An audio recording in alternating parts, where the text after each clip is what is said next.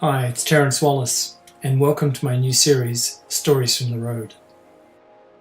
In 2014, I decided to leave the corporate world behind and start my own business, Indelible Adventures Inc. This is a culmination of my writing, photography, speaking, and travel, and gave me a great opportunity to travel the world. And so, with my writing, I've been able to gather and collect many stories from all my adventures. So this series is a dedication to all of those stories. I hope you enjoy them. Join me this week as I explore the ancient city of Petra. Located amid rugged desert canyons and mountains in what is now the southwest corner of the Hashemite Kingdom of Jordan, Petra was once a thriving trading center and the capital of the Nabatean Empire between 400 BC and AD 106. Carved directly into the vibrant red, white, and pink sandstone cliff faces, this prehistoric Jordanian city of Petra was lost to the Western world for hundreds of years. The city sat empty and in near ruin for centuries, and only in the early 1800s did a European traveller disguise himself in Bedouin costume and infiltrate the mysterious locale. In 1985, the Petra Archaeological Park was declared a UNESCO World Heritage Site, and in 2007 it was named one of the 7 wonders of the modern world. The ancient city of Petra was also featured in the Hollywood blockbuster Indiana Jones and the Last Crusade. The mysteries of the ancient world have always beckoned me like a life force, inextricably pulling me towards them. In 2017, I was fortunate enough to go to Israel for 2 weeks to watch my daughter play soccer for Canada. And in that time, I had some days where I was able to take some side trips, and one of them was Petra. Although the logistics of getting across the frontier from Israel into Jordan was a little daunting, I decided rather than to do it myself single-handedly, I'd go with an organized tour group. Yeah, I know, I'm not normally one to do that, but given the border is a little tricky to get across, I thought it was prudent on my behalf to do so. From Tel Aviv, Eilat is a 50-minute flight south and situated on the Red Sea. Our tour would then cross the border at Aqaba into Jordan, and then from there drive the 2.5 hours north into the desert of modern-day Petra. Keeping hydrated and your energy up were going to be the most important thing, especially since I was making the trek in the middle of the summer and it was extremely hot. As with all day trips, it was a very early start, having to be at the airport for 5 a.m. Fortunately, the tour was flying out of the domestic airport in Tel Aviv, and so it was only a 15-minute taxi ride from my hotel. But as usual, security was extremely thorough, although to be honest, anywhere you go in Israel and the security is super tight, which is totally understandable. Surprisingly, the first question I was asked was, even before I entered the terminal, by the security checkpoint was, "Are you carrying a weapon?" Coming from Canada, this is a little disconcerting, but wherever you are in Israel, there are soldiers and police with automatic weapons everywhere you go, and they have no issue with surrounding you and asking you lots of tough questions. Once you get past the first door, then it's on to the second security check. No one is exempt from the second security screening, by the way. The questions are a mix of the usual: name, date of birth, country of origin, etc. However, what stumped every one of them was, where was Clunes? And why were you born in Australia but now live in Canada? They were genuinely perplexed. After arriving into Eilat on our early morning flight, our tour guide met our group and put us on the right bus, which is sort of important given that there were a number of tours all leaving at the same time, and could easily be confused. The drive from the airport in Eilat to the Jordanian frontier is only 5 minutes, and that's on a slow day.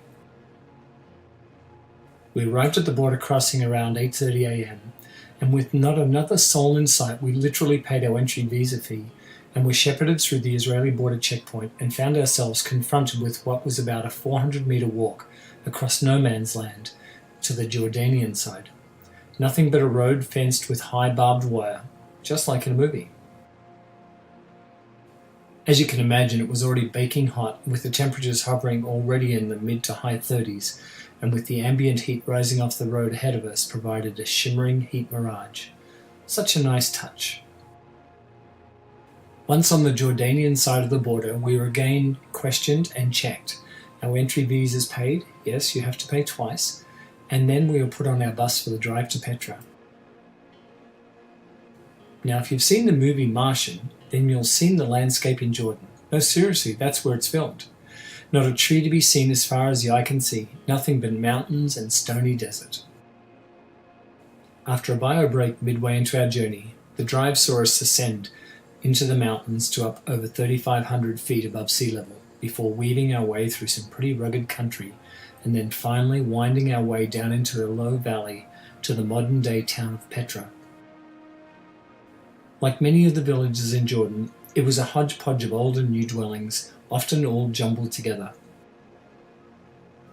The entrance to the ancient city of Petra is almost more like an amusement park entrance than anything else. I'm not sure what I was expecting, but tourism is tourism no matter where you go in the world, I guess. As we got off the bus, our guide explained that it was about a 2-kilometre walk down a slight grade into the ancient city. It was incredibly hot as we walked along the dusty gravel road down into the gorge, sweat dripping from every pore in my body in the baking hot sun. The group stopped a couple of times on our walk, although not very far in distance.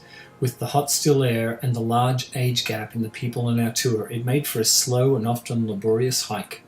Although about halfway into the hike we entered a narrow gorge system that led into the ancient city finally. The first thing you see between the towering cliffs is a small snippet of the hand-carved building before it opens up into a large open gorge. The Treasury building is across from the narrow entrance and is simply awe-inspiring. Standing at the base of the gorge, looking directly up takes your breath away. Not only because of the sheer size and scale of this architectural beauty, but also because of the intricacies of the craftsmanship created over 2,000 years ago and still on full display to this day. Today, given the volume of tourists visiting the site, you're unable to go inside the chambers, but merely stand outside in awe. Our guide explained how they carved these truly incredible buildings into the face of the rock. The first thing was to carve out the rooms from the sandstone cliffs. Then, once this was complete, they then brought in sand from the desert. Remember that they had no wood nor scaffolding to begin carving the enormous structure, so they filled the gorge with sand, pushing it up to the top of the cliff, and then the artisans and craftsmen began working on the carving, slowly pushing the sand away as they went. The carving on the Treasury building itself took 10 years to complete. Yes, 10 years of painstaking and meticulous carving by what I would imagine was a large group of artisans. The Treasury building is the best known building in Petra, but far from the most impressive. The ancient city is only 55% excavated to date, and for as far as you can see around the mountain gorges there are covered in palaces, homes and tombs, all carved meticulously from the ancient sandstone cliffs. It literally must have taken thousands of workers hundreds of years to carve this city from stone. However, just when you thought you couldn't be surprised by the beauty of Petra, just a short walk away are the royal tombs. The only word I can use is breathtaking. In 2018, it was estimated that some 800,000 people visited the ancient city of Petra. Between the prevalent earthquakes in this region and the political unrest, I would definitely advise, if you are interested in coming to Petra, to do it as soon as you can. On our return journey to Aqaba, we passed a number of Bedouin tribesmen, all walking in the desert, with their camel trains stretched behind them.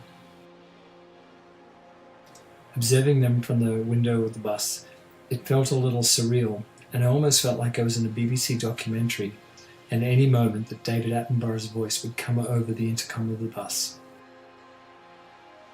Yes, it was a jarring reminder of the modern and the ancient and how they've come together in today's world. By the time we returned to Aqaba, the sun had already set at about 7:30 p.m, but the temperature was still hovering in the mid to high 30s and not a breath of wind. I must admit, it did feel like I was walking into a blast furnace as we walked across the 400-meter frontier back to the Israeli border crossing. I finally made it back to my hotel in Tel Aviv at around 11 p.m. that night, after a long and satisfying day discovering and quenching my love of ancient history. Petra had always been high on my list of places that I wanted to visit, but my tour of Petra even surpassed my greatest expectations by a long way. If you ever have the opportunity to visit this wonderful site, it's an absolute must-see, and I hope that you enjoy it as much as I did. Thanks for listening, and until next time, I'd like to leave you with this Irish blessing. May the road rise up to meet you, may the wind always be at your back, may the sun shine warm upon your face, and the rains fall softly upon the fields. If you'd like to learn more about Indelible Adventures Inc. and the services that we provide, please visit our website at www.indelibleadventures.com. Thanks for listening and have a great day.